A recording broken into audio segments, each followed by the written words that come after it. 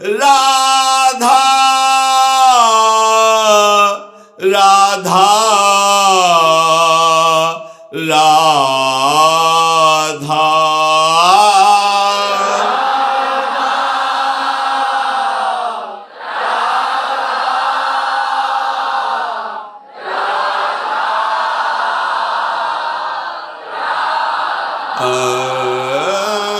राधा राधा राधा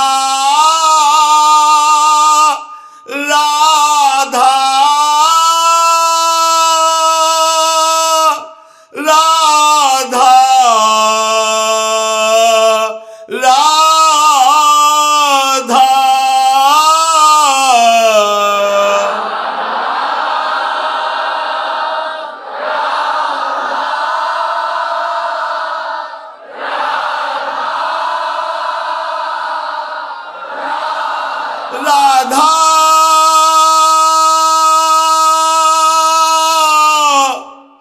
राधा राधा राधा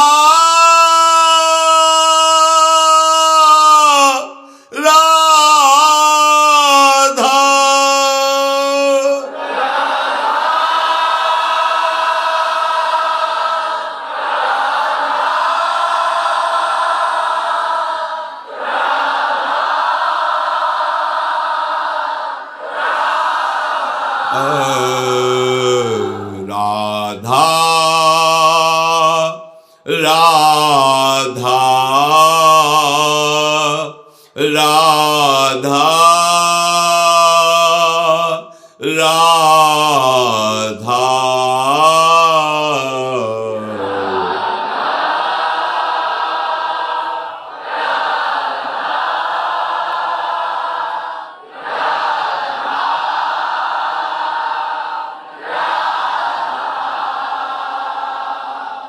श्री राधा वल्लभ लाल की जय।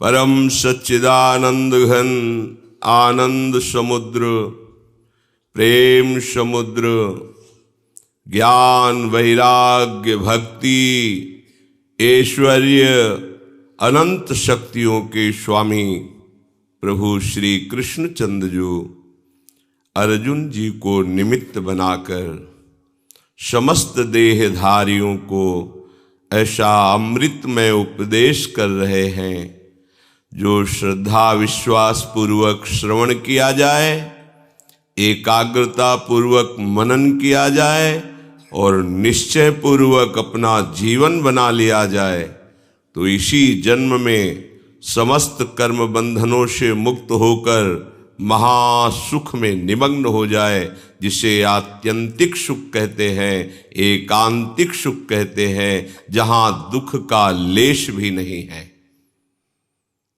उपासक धीरे धीरे समस्त विषयों से अपने मन को निकाले।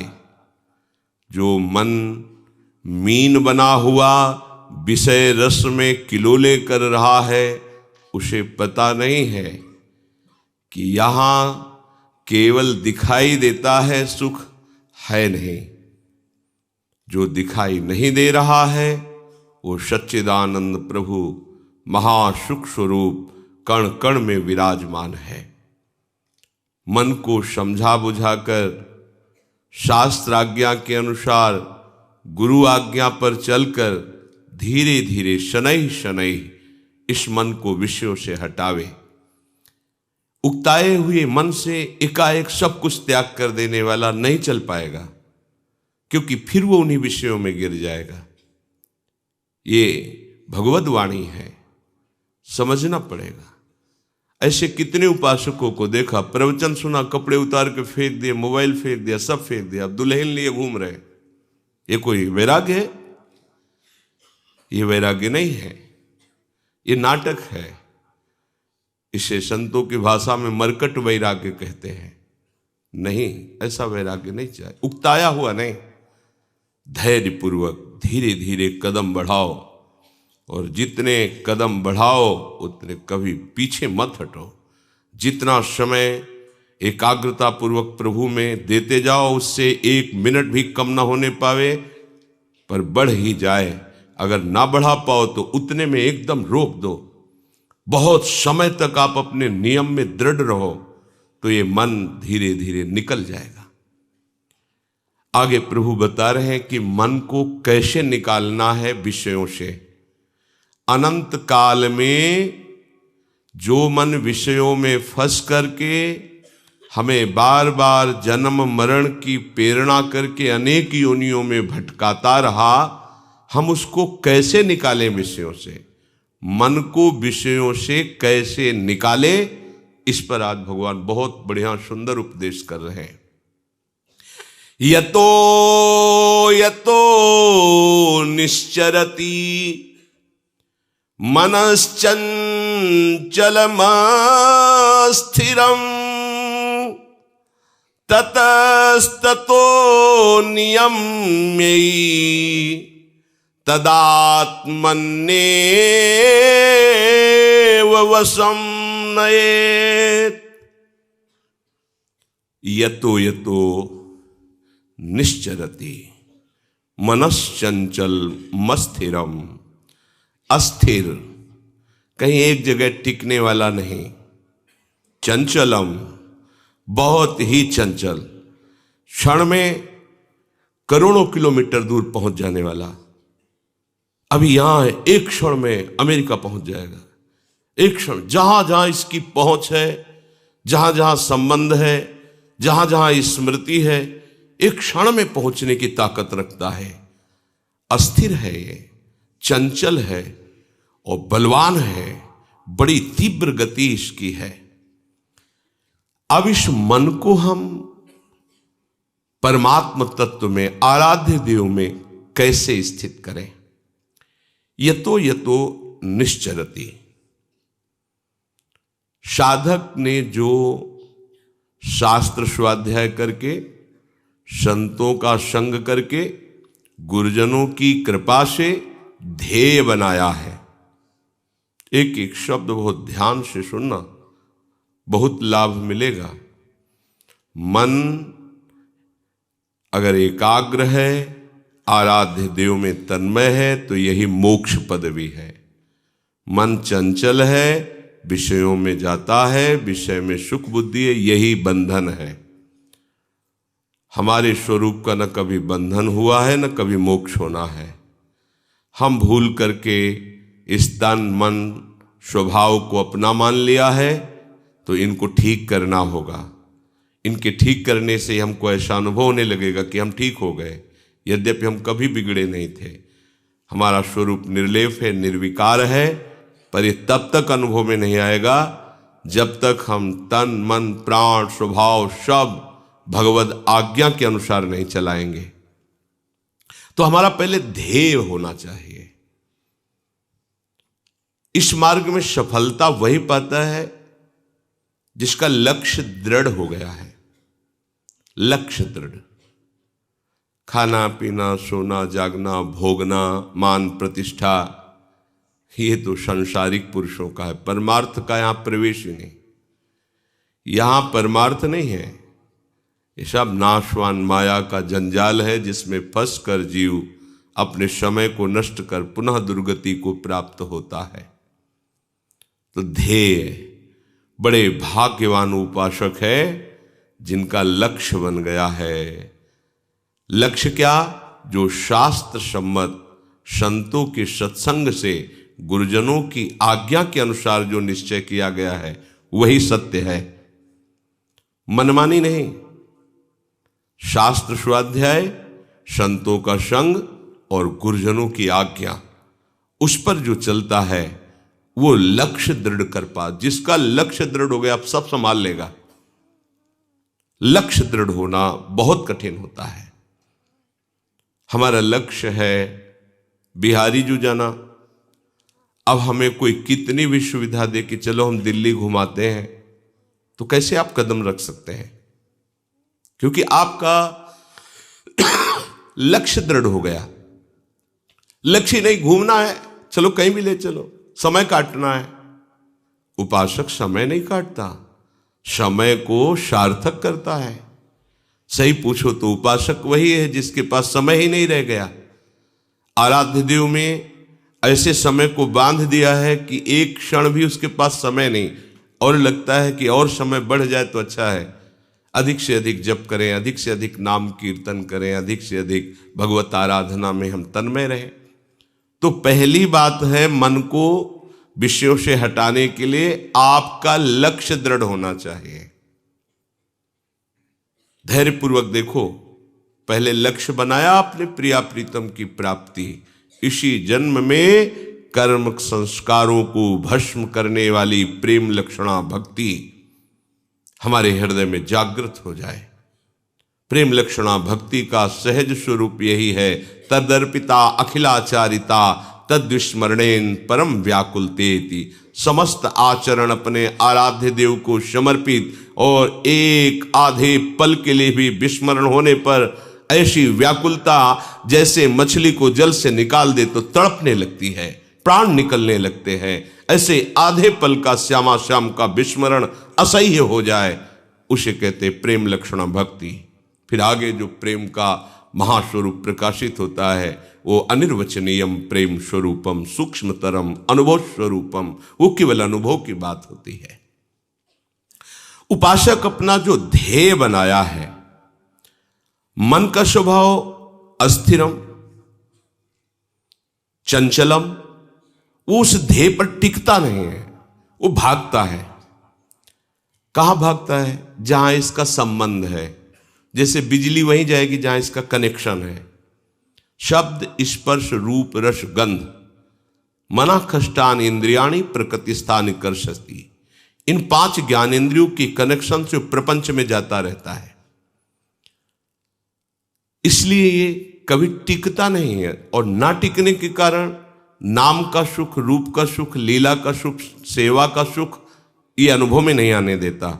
यद्यपि वर्तमान में ही महासुखमय है ये, पर अनुभव में नहीं आता क्योंकि अस्थिर है, टिकता नहीं है, चंचलम भागा घूमता है।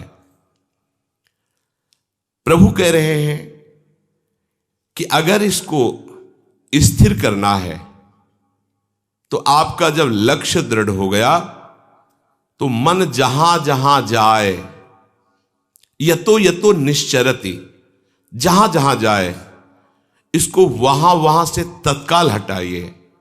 और ये अनुभव की बात कहते हैं। अंतर्मुखी साधक ये बात जान सकता है। शांत मंत्र चल रहा है, नाम चल रहा है, अभी भगा, उसी सेकंड में आपको पता भगा, ये भगा। और जहां आपने देखा कि भगा, ये तुरंत आ जाएगा, इसको समझाना नहीं पड़ेगा, हमने देखा है इसको। इसकी चोरी भर पकड़ लो आप, एक गया तुरंत आ जाएगा ये, क्योंकि डरता है। इसको हमारा सपोर्ट जिस दिन नहीं मिलेगा ये मर जाएगा। और मरा हुआ मन ही प्रेम में प्रवेश पाता है। मन मार्या तन बस में कीन्हा, हुआ भरम सब दूर, बाहर से कुछ दिखत नहीं, अंदर चमके नूर। आप इतने असावधान हैं कि ये कब गया कुछ पता ही नहीं आपको। कितने पद निकल गए गाते हुए और मन एक भी पद को नहीं छुआ, बार ही भटक रहा है। इतने असावधान हैं आप। और जबकि एक मंत्र भी अछूता नहीं जाना चाहिए, इस मन को स्पर्श कराना चाहिए। गया तुरंत एकदम सावधान, वो आ जाएगा। प्रभु कह रहे यतो यतो निश्चरति, ये जहां जहां जाए, जब जब जाए, वहां वहां से, उस कारण से, उस वस्तु से, व्यक्ति से, स्थान से तत्काल इसको हटाइए और अपने आराध्य देव में, लक्ष्य में लगाइए। आप इसके साथ ढिलाई का बर्ताव न करें, दुलार न करें, नहीं 20 वर्ष ये करते हो जाएंगे साधन और आपको अनुभव में नहीं आने देगा। यही कारण है कि लोग कहते हैं इतना समय हो गया मुझे अनुभव नहीं। एक बार जिन नाम ली हित सो, शर्त देखो, हित सो होए अति दीन, ताको संग न छाड़ही, ध्रुव अपनो कर लीन। ऐसे प्रभु जिन नहीं भजे ते नर अति मतहीन, देख समुझिया जगत में बुरो आपनो की। अजहु सोच विचार के गई भक्तन पदोट, तब नाम चलेगा। गई भक्तन पदोट, भक्त चरण धरि भाव तरत भव सिंधु अगाधा। भजन न होई संग बिनु, भजन बिना नहीं प्रेम। ऐसे भजन समझते हो? 24 घंटे नाम, पूरा जीवन निकला जा रहा है। हम नहीं कह सकते कि 24 घंटे चलता है। गुरु जी जाने, श्री जी जाने, प्रयासरत हैं और भीख मांगते रहते हैं इसी बात की कि आप ऐसी कृपा करें कि ये नाम कभी छूटे ना, नाम बसा है। उसको हम नहीं कह सकते कि हमने नाम को पकड़ा है। जब कभी देखते हैं तो ऐसा लगता है कृपा सिंधु नाम ने पकड़ रखा है। अगर वो छोड़ दे तो हम पकड़े ही नहीं हैं। उठते बैठते चलते फिरते अंतर्मुक्ता में जब देखते कि वो कृपा करके पकड़े हुए, हमारी सामर्थ्य नहीं। सेवक जी ने भी कहा हरिवंश कृपा हरिवंश कहां। तो ये मन जहां जहां भी जाए, जिस जिस व्यक्ति वस्तु स्थान परिस्थिति का चिंतन करने लगे, तत्काल सावधान होकर इसे लक्ष्य में लगाओ। प्रभु में लगाने की ये बहुत सुंदर महापुरुषों द्वारा युक्तियां निकाली गई है। मन जिस किसी इंद्रिय के विषय में जाए, जिस किसी वस्तु व्यक्ति घटना परिस्थिति आदि का चिंतन करने लगे, उस विषय से उसे तत्काल हटाना है। वो आगे की बात कल्पना करवाएगा, पीछे की बात सोचवाएगा, वर्तमान की बातों में लाने की कोशिश करेगा। ये एक अभी जब कर लेते, फिर इसके बाद ये करना है, ये खाना है, ये पीना है, ये वहाँ जाना है, ऐसा करना है। और जब चल रहा है भजन करने की प्रक्रिया चल रही, पर वो मन दूसरी ही क्रियाओं में लगा हुआ है, उसको तत्काल हटाना है। देखो इस समय हम केवल भजन में बैठे हैं, ना मुझे पीछे की सुधारना है ना आगे के संभालना है। चुपचाप वर्तमान में तू नाम को जप कर, नाम में लग, राधा राधा राधा राधा राधा राधा राधा राधा, फिर भगेगा, फिर उसे लाना, फिर भगेगा। इसको सपोर्ट तो देना ही नहीं है उस समय। एक कोई दुखद परिस्थिति लाएगा, कोई सुखद परिस्थिति लाएगा, कोई राग लाएगा, कोई द्वेष लाएगा, कोई भविष्य लाएगा, कोई भूत लाएगा। ये घसीटता रहता है मन, इसका यही कार्य है। जहां जहां ये मन जाए उसको वहां से हटा करके अपने प्रभु में लगाना। बार बार इसी को कहते हैं अभ्यास। अभ्यास योग युक्तेन चेतसा नान्यगामिना। जब बार बार आप ऐसा करोगे तो थक जाएगा, ये कम जाने लगेगा, इसकी रफ्तार धीमी हो जाएगी। देख लेना आप, जब बार बार इसे हटाकर मंत्र में लगाओगे, नाम में लगाओगे, तो ये एक ऊबन पैदा करेगा आपके अंदर, एक अशांति सी पैदा करेगा। इसी को सह नहीं पाते उपासक, बड़ी व्याकुलता, अशांति, घबराहट। आप मन को सपोर्ट क्यों दे रहे हैं?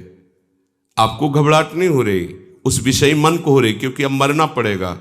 नाम भगवान विराजमान हो गए, उसे मरना पड़ेगा, अब उसे निर्विषय होना पड़ेगा, अब उसे एकाग्र होना पड़ेगा, चंचलता उसकी नष्ट हो जाएगी, अब उसे स्थिर होना पड़ेगा, अस्थिर नहीं। पर आप उसको सपोर्ट क्यों दे देते हैं? उसी समय आपको सलाह देता है, चलो ये सुन लेते हैं, ये देख लेते हैं, खिड़की के पास खड़े हो जाते हैं, जब ही तो करना है ना, ऐसे देखते रहेंगे, ऐसे। उसको चाहिए, कोई खुराक चाहिए उस समय। नाम का स्पर्श ना होने देने में पूरा का पूरा प्रयास मन करके आपको बिलग रखेगा। आप देख लीजिए। और आप उपासक हैं, इसी बात की उपासना हो रही कि इसको बार बार नाम का स्पर्श कराना है। जब इसे स्वाद लग जाएगा तो ये स्थिर हो जाएगा, चंचलता रहित हो जाएगा और पकड़ लेगा। जैसे नाम जपते समय बरबस ये विवश चिंतन कराता है, ऐसे विषय व्यवहार में होते हुए बरबस नाम चिंतन कराएगा एक दिन। उसी को कहते हैं बहुत अच्छा उपासक, पहुंचा हुआ उपासक। पर उसने मेहनत की है, गुरु कृपा से, भगवत कृपा से बार बार मन की मार को सहा है। सहित सहित बाढ़े भगत, मन के जलन को सहा है, किसी से कुछ नहीं बोला, उस कष्ट को सहते हुए, मन की मार को सहते आगे बढ़ा। ये केवल परमार्थ का जिसने लक्ष्य दृढ़ कर रखा है वही सह सकता है। बाहर से डंडे की मार सह सकते हो, मन की मार नहीं सह सकते। बड़े बड़े वीरों को मन की मार ने विचलित कर दिया है। बाहर से जो अस्त्र शस्त्रों का प्रहार सह सकते हैं, वो मन की मार नहीं सह पाए। और साधक, साधु, परमार्थ मार्ग का उपासक मन की मार को सहता है।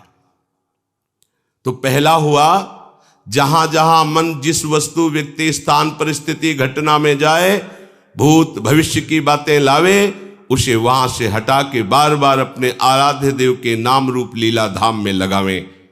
दूसरा, जहां जहां मन जाए वहां वहां प्रभु को देखने की चेष्टा करें। जैसे कोई भी व्यक्ति है, कोई भी वस्तु है, पदार्थ है, नदी है, पहाड़ है, कुछ भी घटना है, परिस्थिति है, ये पहले नहीं थी, ये बाद में नहीं रहेगी। पहले ये श्री कृष्ण ही, बाद में ही श्री कृष्ण, मध्य में ये केवल भास रहा है। अमुक व्यक्ति, अमुक वस्तु, अमुक स्थान। सच्ची मानिए, प्रभु के सिवा कुछ नहीं है। भगवान ने थोड़ी सी लीला में दिखा दिया। ब्रह्मा जी ने जब बछड़ों का हरण किया, फिर सखाओं का हरण किया, तो प्रभु बछड़े बन गए। बछड़े, उनके गले की रस्सी भी, हाँ, उनकी खुर भी, सब प्रभु सखा बन गए। किसी की फटी कुर्ती, किसी का फटा जामा, किसी का अच्छा, प्रभु वो वस्त्र भी बने, छड़ी भी बने, छीका भी बने, जो जो जैसा जैसा वो प्रभु ही बने। और 1 वर्ष तक बछड़े और सखाओं के अनंत रूप धारण कर ब्रज में विचरते रहे। कोई नहीं जान पाया, बलराम जी जाने, क्योंकि भगवान के स्वरूप है। ऐसे ही जैसे हर बछड़ा, हर सखा, उनका हर वस्त्र, हर रस्सी, छीका, छड़ी साक्षात सच्चिदानंद श्री कृष्ण बने, ऐसे ही संपूर्ण सृष्टि साक्षात सच्चिदानंद श्री कृष्ण अब भी बने हुए हैं। मत्तः परतरम नान्यत किंचिदस्ति धनंजय, मेरे सिवा किंचिन मात्र कुछ नहीं है हे अर्जुन, ऐसा समझो। तो पहले भी प्रभु भगवान उपदेश करते हैं, सृष्टि के पहले मैं ही मैं, सृष्टि के बाद जो शेष बचा वो मैं ही मैं, तो मध्य में मैं ही मैं हूं, ऐसा अनुभव करो, क्योंकि वही है। तो दूसरी पद्धति मन के लगाने की है, जहां जहां मन जाए, जिस वस्तु में, जिस व्यक्ति में, जिस स्थान में, उसमें अपने आराध्य देव की तत्काल भावना कीजिए। चिद चिद लक्षणम सर्वम राधा कृष्णमयम जगत। जय हो प्रिया प्रीतम, जय हो प्रिया प्रीतम। आपका ये भी रूप, आपका ये भी रूप, आपका ये थक जाएगा मन, ये मन ऊब जाएगा, कहेगा नहीं ऐसा नहीं, क्योंकि इसको स्वाद नहीं मिल पाएगा उस माया प्रपंच का। जहां जहां जाए वहीं वहीं ये सूत्र प्रभु है, मेरे प्रभु, जय हो प्रभु आपके नाम चल रहा है, जय हो प्रभु आप। ये हार जाएगा, और ये हार गया तो आप जीत गए। जहां ये हारा आपके अधीन हो जाएगा। इसको निराश करना है, इस बात से निराश हो जाएगा। सत्ता में कोई भी नाम रूप अन्य नहीं है। नासतो विद्यते भावो, ना भाव विद्यते सता। असत की सत्ता नहीं, सत का कभी अभाव नहीं। सच्चित आनंद घन प्रभु श्री कृष्ण, कभी अभाव नहीं, कहीं अभाव नहीं, कण कण में विराजमान। मन जहां जहां जो जो चिंतन करे वही भगवान का चिंतन करो। ये भी भगवत स्वरूप है, ये भी भगवत स्वरूप है। आपका मन स्थिर हो जाएगा, चंचलता रहित हो जाएगा। तीसरा, साधक जब आराध्य देव में मन लगाने का अभ्यास करता है तो उसे सांसारिक बातें याद आती हैं। इससे साधक घबराता है। जब मैं संसार का काम कर रहा था, व्यवहार का काम कर रहा था, तब तो इतनी गंदी बातें नहीं आती थी, इतना गंदा मन नहीं था। पर जब से हमने भगवान का भजन करना शुरू किया, प्रियालाल का चिंतन करना शुरू किया, इतना गंदा, इतनी गंदी बातें, इतनी गंदी प्रेरणाएं, इतनी गंदे मन की स्थिति, वो घबरा जाता है। मन तरह तरह की गंदगी सामने फेंकने लगता है। पर साधक को समझदार बनना है, मूर्ख नहीं। बिल्कुल नहीं घबराना, ये तो आनंद का विषय हो गया। क्या? छुपी हुई गंदगी मन की बाहर निकल रही। तीसरा सूत्र है, छुपी हुई गंदगी मन की बाहर निकल रही है। अब नाम भगवान का डंडा चल रहा है, अब अंदर से जितने गंदे गंदे विचार, गंदी वृत्तियां जन्म जन्मांतरों के साथ निकल रही हैं। आपको लगता है जीवन में मैंने ऐसा कभी नहीं किया, फिर ऐसी बात क्यों आ रही है? जीवन में मैंने ऐसा नहीं सोचा, फिर ऐसी बात क्यों आ रही? एक जीवन की तुम जानते हो, अनेकों जीवन के संस्कार इसमें भरे हुए हैं। जब साधक का उद्देश्य भगवत प्राप्ति बन गया तो विश्वास करो अब उसके अंदर ये गंदी वृत्तियां प्रवेश नहीं कर सकती। तो ये आई कहां से? जमा है, नाम जब चल रहा है अब निकल रही है ये गंदी बातें, गंदा चिंतन। और अगर आप चूक कर गए तो गंदी वैसी क्रियाओं में उतार देगा। साधनहीन उतना गंदा नहीं हो सकता जितना साधन करने वाला आए हुए गंदे विचारों में उतर जाए। तो यह बात समझ लीजिए अच्छे से, क्योंकि एक बार मन को जब आप अपने शासन में लेने की कोशिश करेंगे, वो जान गया है, और आप उसके शासन में आएंगे तो ऐसी धज्जियां उड़ाएगा कि दोबारा हिम्मत न कर पाओ कि उसको शासन में ले लो। बहुत बुरी तरह पतन करवा देता, बहुत बुरी तरह। इसलिए देखो, बहुत ध्यान देने की बात है। जब उपासक अपना लक्ष्य बना लेता है कि मुझे भगवत प्राप्ति करनी सच्चे हृदय से, तो पहली बात तो समझ लो उसके हृदय में अब गंदे विचार, अपने संस्कार नहीं डाल सकते, क्योंकि लक्ष्य विराजमान है। जब कोई सच्चाई से साधन में चलता है तो उसकी मन स्थिति में जितनी भी पाप प्रवृत्तियां हैं वो सब निकलती हैं। आप धैर्यपूर्वक रहिए, चुप रहिए, शांत रहिए। जब कोई सांसारिक कार्य करता है उस समय मन घसीटता है कुप्रवृत्तियों को, तो साधक को समझ में नहीं आता है। जब आप गंदे कार्य कर रहे होते हैं, शास्त्र विरुद्ध कार्य कर रहे होते हैं, तो आपका मन पूरे सपोर्ट में होता है। कभी वो आपको ऐसा नहीं कि गंदा कार्य कर रहे हैं दूसरा चिंतन करवा दे। ध्यान देना, जब आप विषय सेवन कर रहे होते, गंदे कार्य कर रहे होते, गंदे दृश्य देख रहे होते, गंदी बातें सोच रहे होते, तब आपको कहीं भी मन विक्षेप नहीं पहुंचाएगा। क्यों? कि उस समय अधीन करके पूरी की पूरी कैसेट लोड कर रहा है अपने अंदर, पूरा का पूरा माल समेट रहा है, कुप्रवृत्तियां अंदर भर रहा है। और जो भजन में बैठे अब वो सब बमन कर रहा है, निकाल रहा है। जो अब निकाल रहा है तब परेशानी महसूस होती है। ये अनंत जन्मों के कुसंस्कार भरे हुए हैं। पुराने संस्कारों को नष्ट करने का मौका नहीं मिला। जब भजन शुरू किया, अब भजन ने बेचैनी पैदा कर दी और मन के अंदर जितनी गंदगी वो सब बमन करवा रहा, निकाल रहा, निकाल, क्योंकि इसमें नामामृत भरेगा। जैसे कोई सरोवर हो तो कछुआ, मेढक सब आनंदित रहते हैं, और जे ही गजराज प्रवेश करता सब निकल निकल के बाहर बैठते हैं, क्योंकि उसके पैर के नीचे पड़ जाएंगे, मर जाएंगे। ऐसे ही नाम गजराज है। ये हृदय रूपी सरोवर में काम, क्रोध, लोभ, मोह, मद मत्सर बड़ा आनंद लेते आए हैं अनेक जन्मों से। अब गुरु कृपा से नाम मत गजराज प्रवेश किया, और जे ही ये प्रवेश निकल के भाग। अब साधक हो, इतनी गंदी बात, अगर कोई जान जाए कि हम इतना गंदा सोचते हैं यार, क्या होगा? कुछ नहीं। अब तो आनंद होने का आपका अवसर है, ये निकल रहे हैं। धैर्यपूर्वक, घबराने की जरूरत नहीं। गंदी बात आ नहीं रही है, जा रही है।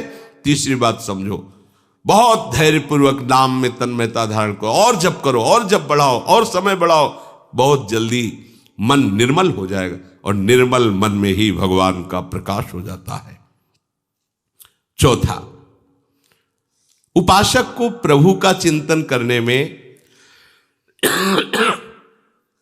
कठिनता इसलिए जान पड़ती है कि उसने अपने को शरीर माना है और अपने सुख का हेतु संसार माना है। एक एक शब्द पर ध्यान दीजिए। अपने को शरीर माना है और अपने सुख का हेतु संसार माना है।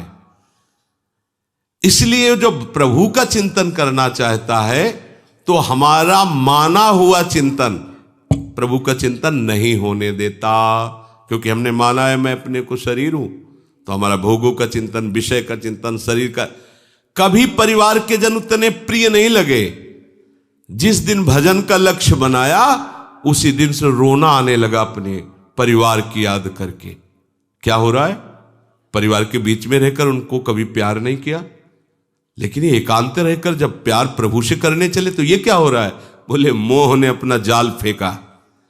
वो रो रहा है, दिखाई देता है, एक दिन हुए उसको आए, वो मूर्छित हो रहा है। मम्मा, अपने अम्मा के लिए मूर्छित। हाँ, ये कोई आश्चर्य कि मोह ने ये हर विकार अपने अस्त्र शस्त्र तैयार लिए खड़े। अच्छा, तो निकलना चाहता, फेंका मोह ने जाल। एक बार अपनी मम्मी को देख ले बस, ऐसा। फिर काल ने ऐसा रौंदा, एक बार के बाद वापस ही ले। ये ऐसा विवर है, ऐसी गुफा है माया की, जिसने प्रवेश कर गए वो वापस नहीं आया। पता नहीं क्या हो गया, अनंत जन्मों से भटकते ही रह गए और कभी वापस ले आ पाए। प्रभु के मार्ग में चलने वाले उपासक को बड़ा धैर्यवान होना चाहिए, समझना चाहिए कि मैं वही हूं। फिर ये वृत्ति क्यों आ गई, इतनी ममता क्यों आ रही है, इसका मतलब मुझे फंसाया जा रहा है, पर साधक समझ नहीं पाता।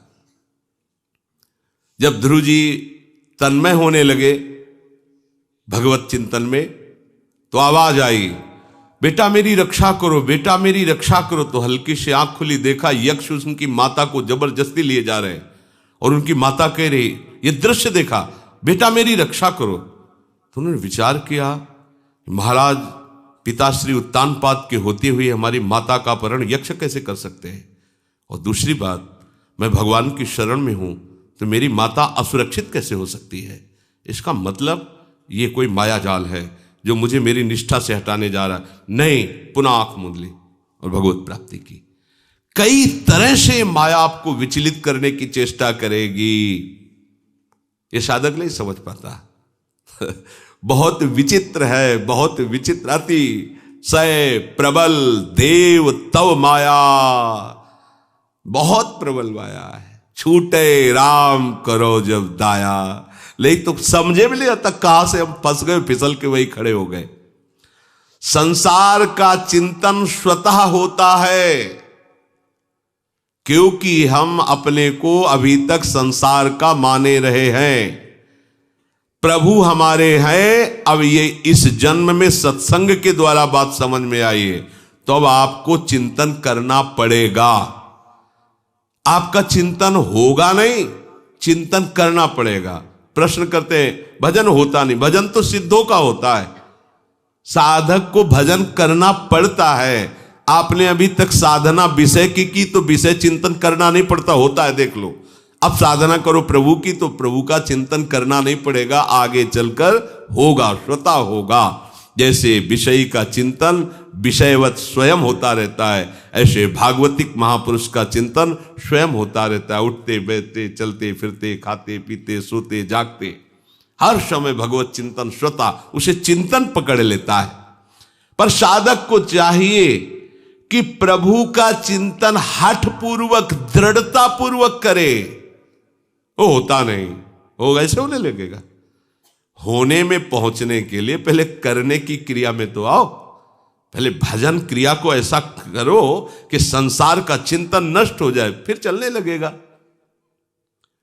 भोरी सखी जी यही तो कहती है, नाम श्वास दो बिलक चलत है, इनको भेद न मुख को भावे। श्वास ही नाम, नाम ही श्वासा, नाम श्वास को भेद मिटावे। फिर रोम रोम और रग रग बोले, तब कुछ स्वाद नाम को पावे। ऐसे नहीं, महापुरुषों को देखो, हर समय विठल विठल विठल केशव विठल विठल विठल, कोई राम राम राम, कोई श्याम श्याम श्याम, राधा राधा राधा। ये ऐसे थोड़ी स्थिति को प्राप्त हो गए कि आठों पैर नाम स्वतः ही चल रहा है। उपासक को चाहिए कि बार बार वो ये चिंतन करे, मैं प्रभु का हूं, प्रभु मेरे, प्रभु के सिवा मेरा कोई नहीं, और भजन करने का दृढ़ता पूर्वक, हठ पूर्वक अभ्यास करे। अभ्यास, जब तक अभ्यास आपका दृढ़ नहीं हो जाएगा, तब तक भजन होने में नहीं आएगा। दीर्घकाल, निरंतर, सत्कार सेवितो दृढ़ भूमि। पातंजलि जी कह रहे हैं बहुत लंबे समय तक निरंतर सत्कार पूर्वक, सत्कार नाम के समान केवल नाम है, नाम के समान त्रिभुवन की कोई संपत्ति नहीं। तो कोई भी संपत्ति हमारे सामने आ रही हो हम नाम नहीं छोड़ेंगे, कोई भी विपत्ति आ रही हो हम नाम नहीं छोड़ेंगे। ये नाम का सत्कार है। हम कितना सत्कार करते हैं। फालतू में बैठे व्यर्थ का चिंतन घंटों करते रहेंगे, हमें पश्चाताप नहीं होगा कि हमने नाम जो गुरुजी ने दिया है उसका विस्मरण कर दिया।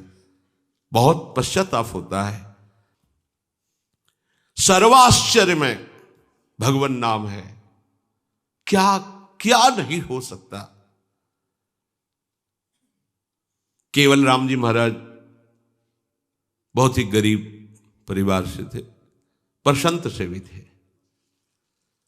उनके यहां संत मंडली आई, पवाने के लिए कुछ स्वाभाविक था ही नहीं।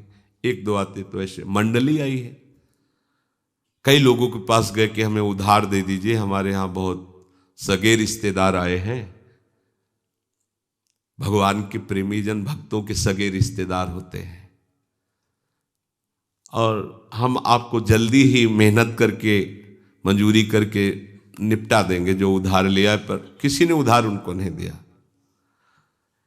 एक जो सेठ धनी था उसने देखा कि बहुत आवश्यक इनको है और ये हमारा काम कर सकते हैं, तो उन्होंने कहा हमें एक कुआं खोद करके दे दो, उससे हम जल की व्यवस्था अपने सिंचाई आदि के लिए करेंगे और जितना आप कहोगे भोजन हम दे देंगे।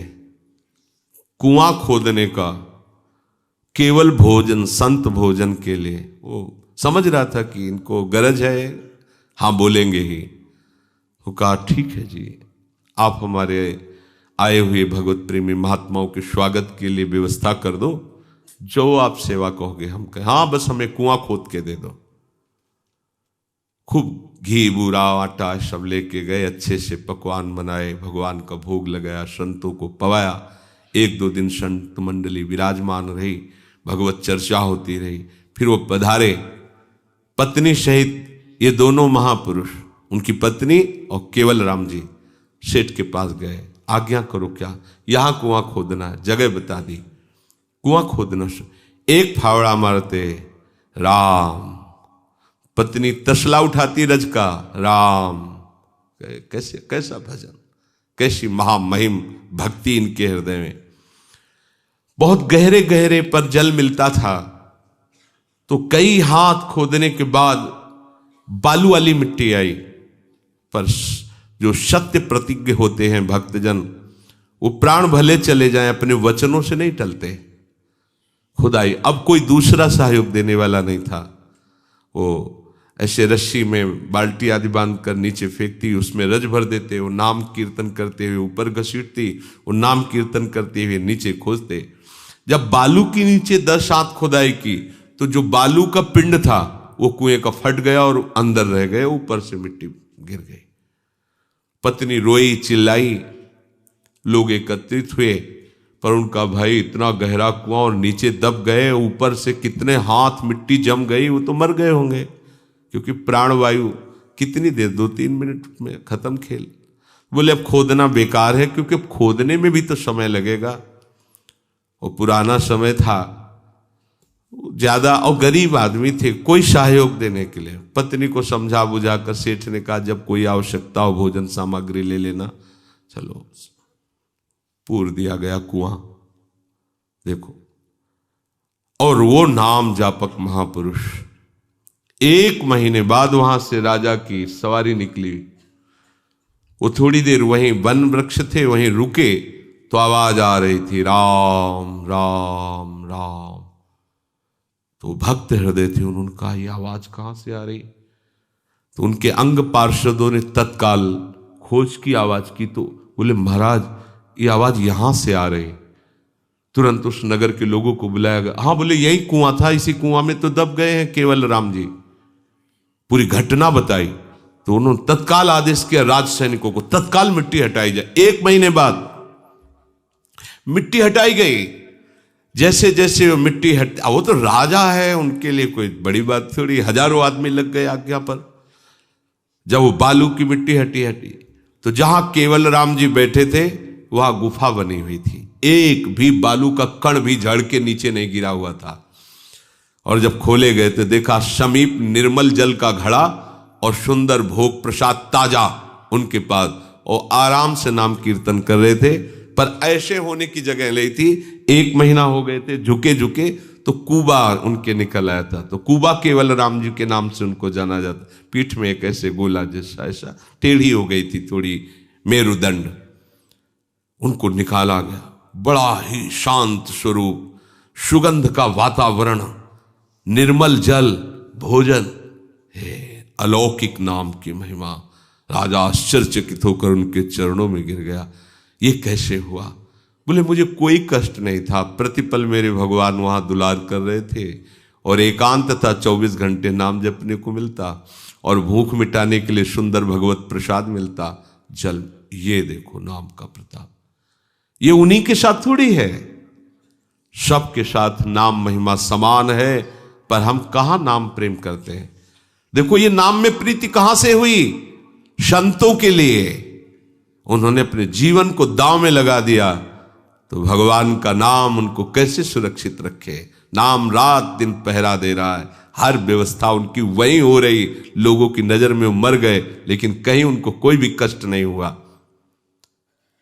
क्या वो नाम हम नहीं जप सकते? क्या वो हमारे भाग्य में नहीं है? पर हम क्या करते हैं? सुख का हेतु संसार का चिंतन माने हुए हैं, संसार से संबंध रखे हुए हैं, तो हमारा चिंतन बार बार संसार का होता। हम कहते हैं हमसे भजन नहीं होता। नहीं होगा भी, तुम्हारे संसार के चिंतन में करना पड़ेगा भजन, और आगे चल करके फिर भजन करना नहीं पड़ेगा, भजन स्वाभाविक होगा। तो चौथी बात, साधक को मन लगाने के लिए ये बात सोचनी है कि मैं प्रभु का हूं, प्रभु मेरे हैं, सुख का हेतु केवल प्रभु हैं, और उन प्रभु की प्राप्ति के लिए मुझे भजन करना है, करना है, करना है। भजन करना है, भजन होता है नहीं, भजन करना है। 5वीं बात, भजन करते समय साधक को ये सावधानी रखनी है कि उसके मन में कोई कार्य करने वाली बात न रह जाए।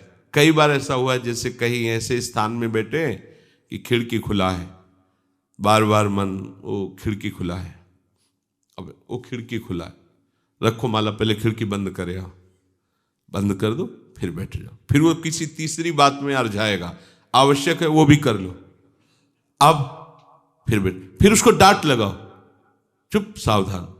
पहली बात देखना कोई आवश्यक कार्य तो नहीं रह गया है, ओ ये भजन हो जाए फिर ये करना है, नहीं नहीं, अगर उस समय संभव है तो उसे कर लो, नहीं उसे समझाओ ये हम बाद में कर लेंगे, नहीं अभी भजन कर। भजन के समय मन के लिए कोई कार्य न रखें, भजन के समय मन के लिए कोई कार्य न रखें। अमुक कार्य करना है, अमुक स्थान पर जाना है, अमुक व्यक्ति से मिलना है, अमुक व्यक्ति मिलने के लिए आने वाला है, ये बातें न रखें भजन के समय, नहीं तो फिर गड़बड़ हो जाएगा। ये मन केवल उसी बात का इंतजार करवाएगा, चिंतन करवाएगा। हमें इस समय भजन ही करना है, शांत मन करके भजन में लगाना है, ये निश्चय करें। 6वां, भजन करते समय संकल्प विकल्प की भीड़ लगने लगती है। ऐसा किया जाएगा, ऐसा नहीं, ऐसा करेंगे तो ऐसा हो सकता है, नहीं ऐसा हो, वो संसार का संकल्प विकल्प करने की कोशिश करेगा। बस आपको सावधान रहना है। ये संकल्प विकल्प काटने के लिए बहुत बढ़िया उपाय है जो अपने लोगों ने भी किया था। शरीर स्वस्थ है तो सब लोग कर सकते हैं। सावधानी पूर्वक जैसे स्वस्थ आसन में, सुखासन में बैठे, वो नाक पकड़ने की जरूरत नहीं, श्वास लंबी खींचो, ऐसे खींच के फिर छोड़ दो, फिर लंबी खींचो। बिल्कुल अनुभव किया हुआ, लाखों बार का है ये, लाखों बार किस लिए इसी में लगे ही रहे, लाखों बार का अनुभव है। भजन करने के पहले शांत बैठो, फिर लंबी सांस खींचो, कुछ पकड़ने की जरूरत नहीं, ऐसे, और फिर छोड़ दो पूरी। अगर हिम्मत है तो छोड़ने के बाद रोक दो, मंत्र चलाओ, एकदम प्राण व्याकुल हो, फिर लंबी खींचो, फिर छोड़ दो, बस फिर रोक लो। दूसरी प्रक्रिया, लंबी सांस खींचा, रोक लिया, मंत्र चलाओ, जब प्राण निकलने तो फिर छोड़ दिया, फिर लंबी सांस लिया, फिर अंदर रोक लिया। 2 प्रक्रियाएं, समझ गए? खींचा, छोड़ा, रोक दिया, जितने सेकंड रोक पाओ, फिर खींचा, छोड़ा, रोक दिया। दूसरी प्रक्रिया, खींचा, रोक दिया, फिर छोड़ दिया। बहुत जल्दी संकल्प विकल्प का नाश हो जाएगा। अब देखना, करके देखना, 2-4 बार तो खींचा छोड़ दिया, खींचा छोड़ दिया प्रारंभ में, फिर खींचा छोड़ दिया रोक दिया, खींचा छोड़ दिया रोक दिया, फिर खींचा रोक दिया, फिर छोड़ दिया, खींचा रोक दिया छोड़। ये 2 मिनट, 4 मिनट, 5 मिनट, जितना अभ्यास आप कोई भी करके, इसमें किस प्राणायाम पद्धति के लिए कोई इसमें कोई नुकसान नहीं। जैसे कुंभक रेचक पूरक आदि करने में बहुत योगी की, गुरु की आवश्यकता है। अगर ये प्राणायाम बिगड़ जाए तो वायु रोगी बना दे, कई तरह की परेशानियां पे। इसमें कोई परेशानी नहीं, ये बिल्कुल सहज है। और इसमें हम कह रहे लाखों बार का अनुभव है, मन को तत्काल शांत करने का उपाय। तत्काल आप खुद करके देखना, एकांत में, या मत शुरू कर देना, एकांत में देखना, आपको तत्काल मंत्र में लगने के लिए मन आपका तैयार, बड़ी शांति मिलेगी आपको, इससे स्वास्थ्य भी ठीक रहेगा। सामने देखते हुए किसी एक बिंदु पर नेत्र को टिका देना, ये उपाय है। मन को किसी एक बिंदु पर, कोई एक बिंदु आसपास चयन कर लीजिए, दीवाल है, वृक्ष है, कुछ भी है, नहीं है तो आप निर्धारित कर लीजिए, किसी भी, कुछ तो होता ही है दृश्य सामने। अपने लोग तो जैसे तो आकाश की तरफ करके ऐसे कर, बस अब आंख जम गई और उसी में मंत्र लिख रहे, खुली आंख, पलक नहीं झपकने देंगे, बस बार बार मंत्र। थोड़ी देर में आंखों में जलन होगी, फिर बंद कर लीजिए, हो सकता है आंसू भी निकलने लगे, फिर खोल लीजिए। अगर आप ब्रह्मचर्य नहीं तो ये मत करना, इसकी क्षमता केवल ब्रह्मचारी की है, इसे त्राटक क्रिया कहते हैं। इससे मन बहुत जल्दी वश में होता है, बहुत जल्दी, ये बिल्कुल, इसका तो देखा है। और ऐसा एकाग्र पुरुष जो संकल्प करेगा वही हो जाएगा, उसकी क्षमता के अनुसार। हाँ, अगर आपको एक कदम नहीं चलने का संकल्प, तो आप एक कदम नहीं उस समय तक चल सकते जिस समय तक उसकी दृष्टि एकाग्र है। ये यौगिक क्रियाएं हैं, इनके द्वारा मन को समाधान। और सबसे सहज सरल किया प्रार्थना, सबसे सहज सरल आराध्य देव से विनय, और अचूक ये क्रिया है। अपने प्रभु से प्रार्थना, नाथ थक गया, काहे ते हरि मोहि बिसारो, जानत निज महिमा मेरे अघ, तदपि न नाथ संभारो, काहे ते हरि मोहि बिसारो। हे हरि, आप मुझे क्यों भुला दिए? ये हम क्यों कह रहे कि आप भुला दिए? क्योंकि आप न भुला दिए होते तो ये मेरा मन मुझे परास्त न कर पाता। ये जो मेरा मन बार बार आपसे अलग हटकर विषयों में ले जाता है, मुझे परास्त कर देता है, इसका मतलब है आपने मुझे भुला दिया। क्यों बिसार दिया नाथ? आप अपनी महिमा जानते हो और मेरे पापों को भी जानते हो, तो मुझे क्यों नहीं संभाल रहे हो? ध्यान दीजिए, आप अपनी महिमा भी जानते हो और मेरे पापों को भी जानते हो, तो आप क्यों नहीं संभाल रहे? पतित पुनीत दीन हित, असरन सरन कहत श्रुति चारो, हो नहीं अधम सभीत दीन किधो बेदन मृषा पुकारो खग गनिका गज व्याध पाती जहां तहां होहूं बैठारो अब केहि लाज कृपा निधान पर सत पनवारो फारो काहे ते हरि मोहि बिसारो। आप अपनी महिमा को देखिए ना, आपको कहा जाता है पतित पावन, पापियों को पवित्र कर देने वाले। आपको कहा जाता है बेचारे दीनों के हितकारी। आपको कहा जाता है असरण को शरण देने वाले। ये ऐसा वेद कहते हैं, ब्रह्म ऋषि जन कहते हैं, पुराण कहते हैं। तो क्या प्रभु मैं पापी नहीं हूं? मैं नीच नहीं हूं? क्या मैं भयभीत नहीं हूं? क्या मैं बेचारा नहीं हूं? तो बोलो, क्या ये वेदों की, शास्त्रों की, महात्माओं की बात झूठी करोगे? नाथ, अपनी महिमा को आप देखो ना। आपका नाम है पतितों को पावन करना, दीनों की रक्षा करने वाले, अशरणों को शरण देने वाले। तो प्रभु पहले तो वादा किया कि कोई कैसा भी हो अपचे सुदुराचारो, कैसा भी दुराचारी हो मेरी शरण में आ जाए, मैं महात्मा बना दूंगा। तो क्या ये जटायु, ये वैश्या, ये गजराज, वाल्मीकि जी, क्या इनकी पंक्ति में बैठने लायक नहीं हूं? क्या बैठने लायक हूं? मैं भी पापी हूं, मैं भी नीच हूं, मैं भी व्यभिचारी हूं, इन्हीं की पंक्ति में बैठा हूं। अब पंक्ति में बैठा दिया और कृपा प्रसाद जब परोसने का नंबर आया तो उठा करके पत्तल फाड़ करके फेंक दिए। कौन सा न्याय है आपका? बहुत सुंदर बात गोस्वामी जी कह रहे।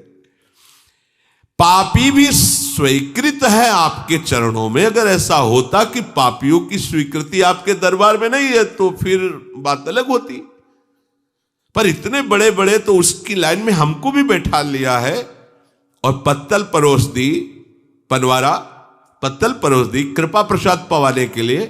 अवसर आया तो पत्तल फाड़ के फेंक दी और खड़ा कर दिया। क्या हो रहा है नाथ? ये वेद झूठे हो जाएंगे, ऋषि महात्माओं के वचन झूठे हो जाएंगे। आपको किसी की शर्म लग रही क्या? गोस्वामी जी कह रहे अब के ही लाज कृपा निधान। ऐसा तो नहीं लग रहा कि बहुत नीच है और लोग इसका नाम हमारे नाम के साथ जोड़ेंगे तो कहीं कोई ऐसा कुछ लाज लग रही, शर्म लग रही? प्रभु अब ऐसा तो मत करो, मेरी परोसी हुई पत्तल को मत फाड़ दो। परोसी हुई पत्तल, मुझे भी साहस हुआ था आपकी प्राप्ति का जब सुना पतितों को पावन करने वाला आपका नाम है, आपके चरणारविंद असरण के शरण है, तो मेरी हिम्मत बनी थी। अगर आप कृपा नहीं करोगे तो फिर नाथ, तो हो सकता है आप ऐसा सोच रहे हो कि कलयुग का प्रबल प्रताप इसके ऊपर है। जो कलिकाल प्रबल अति हो तू अनिदेश ते न्यारो, तो हरि रोष भरोष दोष गुण तेहि भजते ओ तजी गारो। ये कलिकाल बड़ा बलवान, तो आपसे भी बलवान है क्या? हम आपसे प्रश्न करते हैं प्रभु, क्या ये कलियुग आपसे भी बड़ा बलवान है? महाराज, यदि आपसे बड़ा बलवान होता और आप इसकी आज्ञा में होते कलिकाल की, तो फिर निश्चित हम फिर कलिकाल के ऊपर गुस्सा न करके, उसकी निंदा न करके फिर उसी का भजन करते कि आप भी उसके अधीन हो। पर ऐसा तो नहीं है, कलियुग आपके अधीन है, आप कलियुग के अधीन तो नहीं हो। आपका भरोसा गुणगान छोड़ करके कलयुग पर न दोष लगाता, न उसे गाली देता, न उससे क्रोध करता, उसी का भजन करता कि भैया तू भगवान से भी बलवान है, मेरी रक्षा कर। पर ऐसा तो नहीं है नाथ ना, कलयुग तो आपके अधीन है। जो आपके अधीन है वो आपके जनों को कैसे मलिन कर सकता है? और आपकी सामर्थ्य महाराज, मसक बिरंची बिरंची मसक समू करहु प्रभाव तुम्हारो, यह सामर्थ अछत और मोहि त्यागो, तो नाथ तहां कछु चारो। अरे कलयुग की क्या बात! प्रभु आपकी सामर्थ्य तो आपकी कृपा से पता ही है कि आप मामूली मच्छर को ब्रह्मा के पद में अभी इसी क्षण विराजमान कर सकते हैं और ब्रह्मा को इसी क्षण मच्छर बना सकते हैं। हे आपका प्रताप कोई पूर्ण नहीं हुआ इतने से, ये तो आपकी साधारण महिमा है। आप तो ऐसी महिमा वाले कि वेद भी नेति नेति कहते हैं, अगाध महिमा है। और ये सामर्थ्य होते हुए हमारी दुर्दशा को तुम देख रहे हो और मुझे संभाल नहीं पा रहे हो, मेरा त्याग कर रहे हो। नाथ अब और कोई चारा है क्या? अब तो आपको हमारा ये स्वरूप स्वीकार ही करना पड़ेगा। मैं पापी हूं, नीच हूं, असरण हूं, पर आपका हूं, आप नहीं, क्योंकि हर बात में आप समर्थ हो। हे प्रभु मैं हार चुका हूं, नाहिन नरक परत मोह कहो डर, यद्यपि हो अतिहारो, यह बड़ी त्रास दास तुलसी प्रभु, नामहु पाप न जारो, काहे ते हरि मोहि बिसारो। नाथ मैं हार चुका हूं, सब प्रकार से प्रयास कर रहा हूं पर असफलता ही हाथ लग रही, ऐसा ही है। आप समर्थ हो, कृपा करो। मुझे नरक जाने का भय नहीं सता रहा है, मुझे दुख इस बात का हो रहा है कि जिस नाम की महिमा शास्त्रों में गाई जाती है, संतों का जीवन जो नाम है, उसी नाम का हमने भी आश्रय लिया है। आप हमारे सामने आ नहीं रहे हो, इसका मतलब मैं पापी हूं। तो नाम चल रहा है तो अब भी पापी हूं। यह है वकालत भक्तों की स्वयं प्रभु से। जय घोष है नाम की, एक नाम त्रैलोक ही तारे। तो उसी नाम का आश्रय लिया, उसी नाम को जप रहे। तो प्रभु क्या इतने पाप हमारे हैं कि अभी तक नाम पाप को भस्म नहीं कर पाया? क्योंकि अगर पाप भस्म हो गए होते तो आप सामने होते। नाथ अब आप अपने नाम की लाज रख लीजिए और मुझे स्वीकार कीजिए और मुझे ऐसा बल प्रदान कीजिए कि मैं एक क्षण भी आपको भूलूं नहीं, चाहे कलिकाल का प्रभाव हमारे ऊपर हो या पापों का प्रभाव हो। हे नाथ अब इस प्रभाव से आपका प्रभाव ही बचा सकता है। बिल्कुल सत्य बात, क्योंकि आपके प्रभाव को जानते हैं कि मच्छर को ब्रह्मा बना दे, ब्रह्मा को मच्छर मसकई करे, बिरंची अजय मसकते ही, जो चेतन को जड़ करे जड़ करे चैतन्य। तो हे समर्थ हरि, हे समर्थ आराध्य देव, आप हमारे मन को भजनमय बना दीजिए, मन को अपने में लगा लीजिए। ये आखिरी सूत्र है और सबसे बड़ा सूत्र है और ये सबके हृदय में होना चाहिए। भजन करने के पहले आराध्य देव को प्रणाम करके उनसे प्रार्थना करनी चाहिए कि प्रभु आप मेरे को बल दीजिए, आपके बल से इस विषयी मन को मैं आपके नाम रूप लीला धाम में लगाऊं। जहां जहां मन जाए वहां वहां से हटा करके इसे प्रभु में लगाना, जहां जहां मन जाए वहां वहां प्रभु को देखना। अभ्यास करते समय गंदी बातें आ रही तो ये भावना करना कि ये निकल रही हैं, आ नहीं रही हैं। घबराना नहीं चाहिए, धैर्यपूर्वक रहना चाहिए।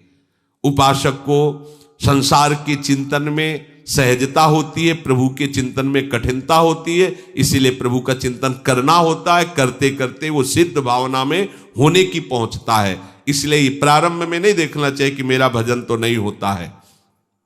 उपासक को ध्यान करते समय, भजन करते समय अन्य कोई कार्य न रह जाए, ऐसी स्थिति में बैठना चाहिए। मन को समझा बुझाकर या कार्य निवृत्त करके फिर भजन में तन्मयता धारण करनी चाहिए। भजन करते समय कोई संकल्प विकल्प ना आवे, इसलिए थोड़ा योगाभ्यास भी कर लेना चाहिए। आसन में बैठ करके जो भी प्राणवायु आदि का और प्रभु से प्रार्थना करनी चाहिए। अगर सफलता ना मिलती तो आज तक के महात्मा भगवत प्राप्त ना होते। है बड़ा झंझट है, ये माया का आकर्षण बड़ा है, पर प्रभु से बड़ा नहीं है, प्रभु के नाम से बड़ा नहीं है। इसलिए हमें हारना नहीं है, प्रभु से प्रार्थना करके उनका बल लेना है और निरंतर भजन में लगे रहने का अभ्यास करना है। शेष चर्चा आगे। श्री राधा वल्लभ लाल की।